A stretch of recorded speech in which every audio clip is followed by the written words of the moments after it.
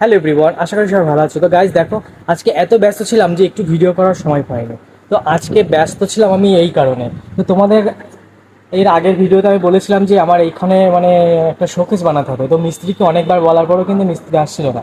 তো আজকে সকালবেলা এসে আমি নিজে নিজে ভাবলাম যে যদি আমি করি তাহলে কেমন হয় আর কি, বেশি তো কাজ না।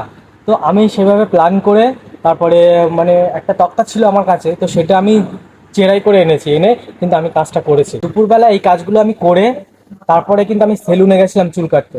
তো চুল কেটে নিয়েছি আজকে। তো চুল কেটে বাড়ি গেছি তখন 3:30 বাজে। আর তারপরে স্নান করে খেয়ে দিয়ে আবার দোকানে এসেছি এখন 5:30 বাজে। তো এই দেখো, মানে এই কাজগুলো কিন্তু আজকে আমি করেছি।